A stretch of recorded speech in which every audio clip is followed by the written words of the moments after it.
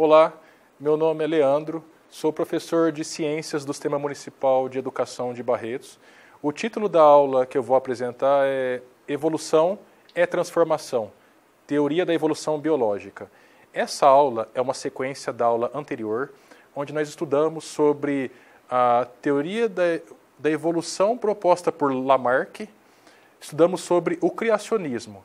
Agora, vamos falar sobre a teoria da evolução aceita na comunidade científica, que é uma teoria proposta pelos cientistas Darwin e Wallace. Há mais de 160 anos, a ideia de evolução aceita é a ideia proposta por esses dois cientistas, Charles Darwin e Alfred Russel Wallace.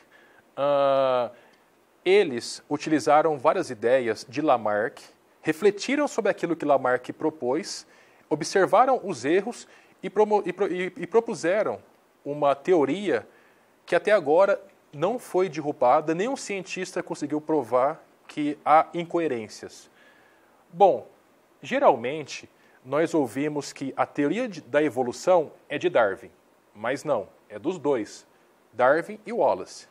Darwin muitas vezes recebe o crédito sozinho porque ele escreveu essa obra, que é A Origem das Espécies, onde ele mostra os argumentos que a teoria da evolução, com base em observações e experimentos que ele fez.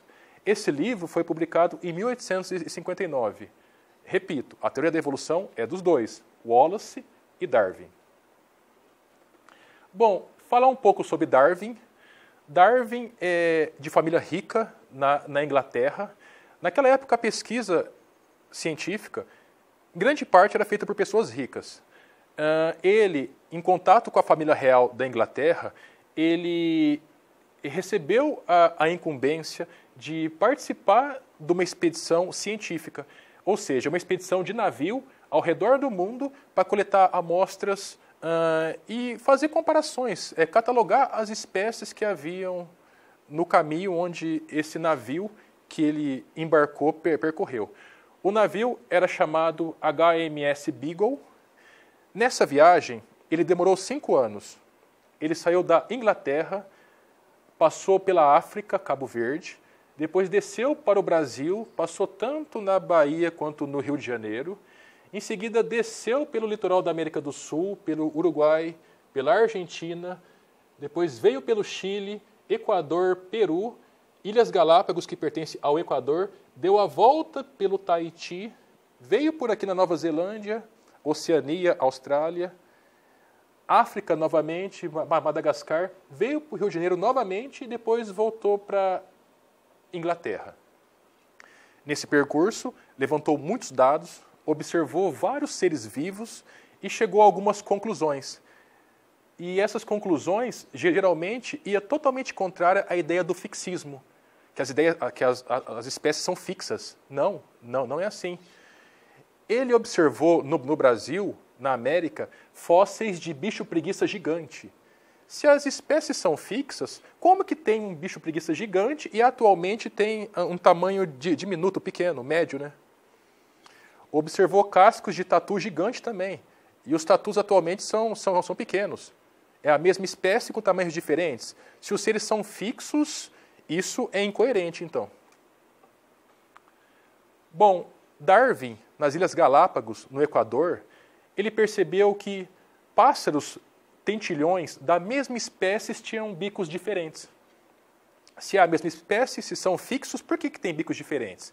Ele observou também que o tipo de bico dependia do tipo de alimento que tinha em determinada ilha. Ilhas que tinham abundância em insetos tinham esse bico mais pontiagudo, porque o bico pontiagudo permite que o pássaro ele pegue os insetos nas frestas das árvores, em espaços onde eles possam se esconder, né? Em ilhas que tinham abundância em sementes, ele tinha esse bico mais apto para poder cortar, quebrar as sementes, né? Em ilhas que tinham frutos, esse bico também para fazer o corte em frutos, né? E esse bico aqui é mais apto para ambientes que tinham folhas. Então, o que dá para concluir nisso? O meio ambiente, o tipo de alimento disponível no ambiente que seleciona o tipo de bico do pássaro. Darwin ele criava pombos na sua juventude, na sua adolescência.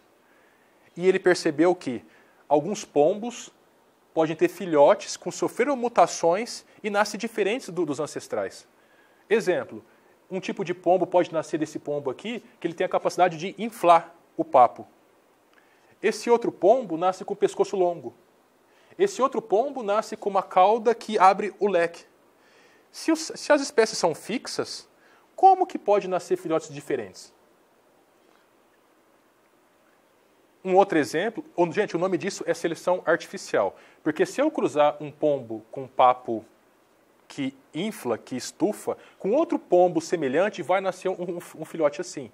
Então, eu seleciono o tipo de característica que eu quero. Outro exemplo de seleção artificial são os cães. Pense na diversidade de cães que nós conhecemos, que há por aí. Todos os cães vieram a partir de lobos. Por quê? O ser humano foi selecionando. Imagine que você quer um cão de guarda. Tem que ser um cão grande, um cão forte. Bom, você tem um cão específico, que pode ser um lobo, ele tem um filhote, ou 3 filhotes. Dentre esses 3, você separa aquele maior e põe para cruzar com outro filhote que também é grande. A tendência é nascer um filhote grande. Aí você faz por várias gerações, sempre selecionando a maior, aí você vai ter no final, depois de um certo tempo, um cão muito grande. E nesse caso, nós podemos observar, por exemplo, a diferença entre um fila brasileiro, que é um cão enorme, com um pincher, que é um cão pequeno. Nós temos cães que têm habilidades de natação, de guarda, de pastoreio, enfim, tudo habilidade selecionada. E repito, há 20 mil anos atrás não haviam cães, somente lobos. Darwin e Wallace, para desenvolver a teoria da evolução, eles se inspiraram em Thomas Malthus. Thomas Malthus, ele publicou várias ideias. Dentre elas, eu vou citar 2 muito importantes. Primeiro, todos os seres humanos apresentam uma grande capacidade de multiplicação, de ter filhos. A segunda ideia é, a produção de alimentos no mundo, de comida, ela não acompanha a capacidade de crescimento da população. Ou seja, a população cresce mais rápido do que a oferta de alimentos. Isso, ele publicou essas ideias no século XVIII. Hoje em dia, não se aplica isso. Atualmente, tem alimentos para todo mundo. E por que pessoas passam fome? Porque algumas pessoas têm mais, acumulam mais dinheiro que outras. Desigualdade social. Bom, mas naquela época isso fazia sentido. O que o Darwin fez, e o Wallace também, pegaram essas ideias que eram só para seres humanos e aplicou na natureza inteira, para todos os seres vivos. E deu certo. A partir disso, ele criou a ideia de seleção natural. O que é a seleção natural? A seleção natural significa que os animais, quando um casal tem um filho, você observa, por exemplo, irmãos totalmente diferentes, uns mais altos, cabelo diferente, olhos diferentes. Tem uma variedade, tem uma variabilidade.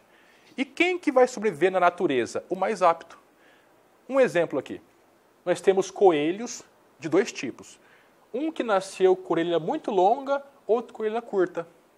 Nós temos uma ave de rapina, águia, falcão. Quem que vai sobreviver, conseguir fugir dessa ave de rapina com mais eficiência?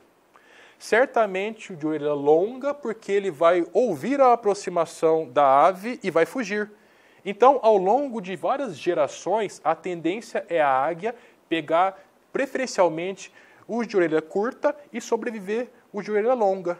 Ou seja, seleção natural. O mais apto sobreviveu.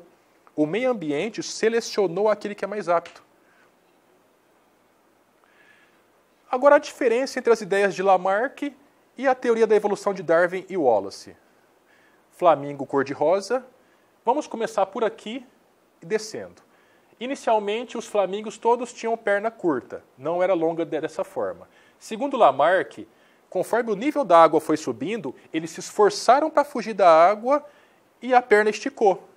Segundo Lamarck, segundo Darwin e Wallace, não. Existiam vários tipos de animais, alguns com pernas longas, outros com pernas curtas.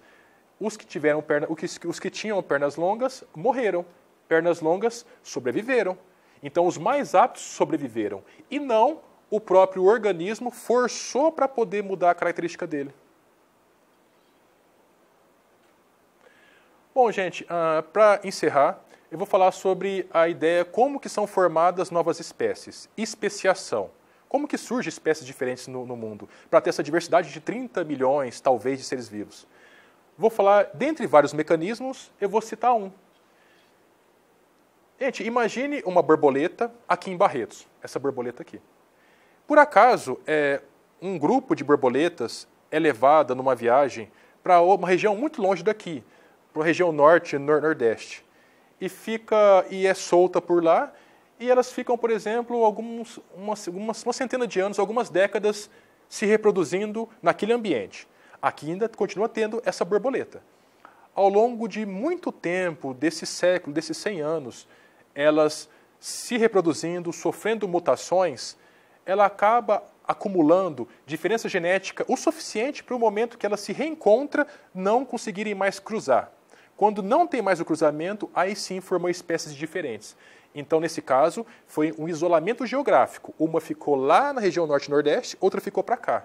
E esse isolamento permitiu o acúmulo de mutações para formar uma nova espécie. Esse é um processo, dentre vários, de formação de novas espécies, especiação. Bom, pessoal, esse era o conteúdo que eu queria ter transmitido. Espero que tenham gostado e bons estudos para todos.